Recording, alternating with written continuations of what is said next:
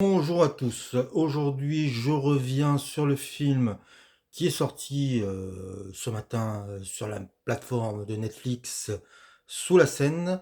J'en reviens pour faire une critique, ou une critique.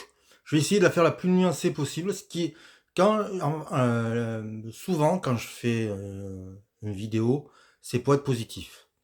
Il est très rare que je critique un film.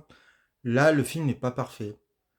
Mais je vois que soit on est contre ou on descend le film et je trouve que ça manque un peu de nuance, même s'il faut dire que le film est pas réussi.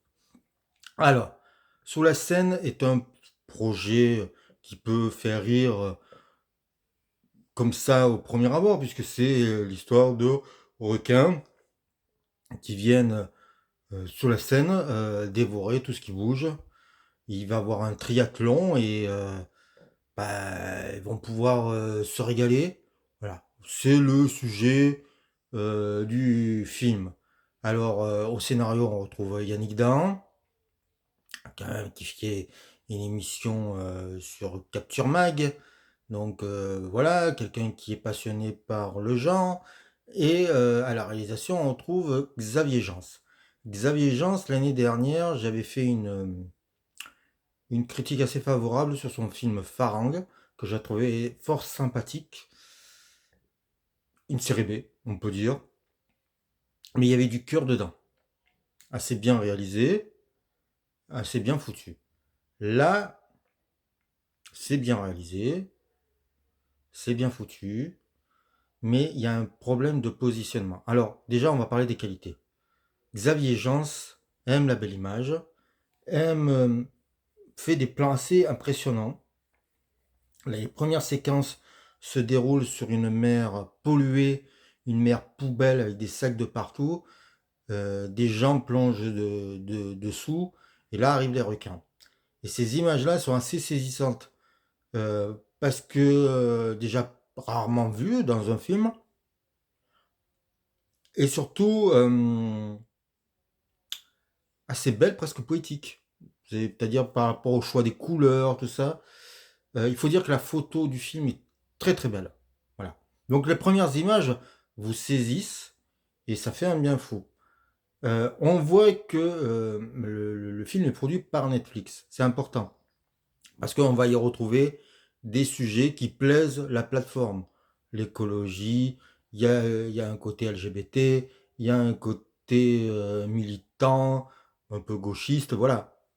On est d'accord ou pas avec ça, mais j'ai l'impression, je dis bien c'est une impression, qu'il y avait un petit cahier des charges, je dirais, de la part de Netflix.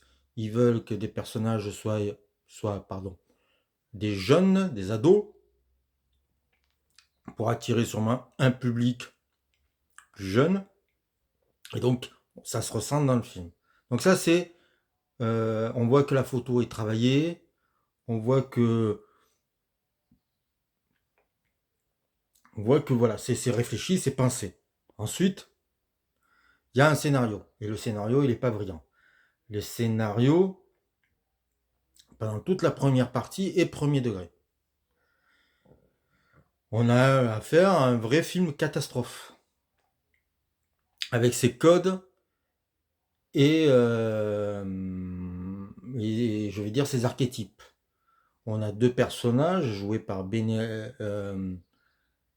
Bérénice Bejo et Nassim Eliès, un policier qui travaille dans la police fluviale et elle, une scientifique.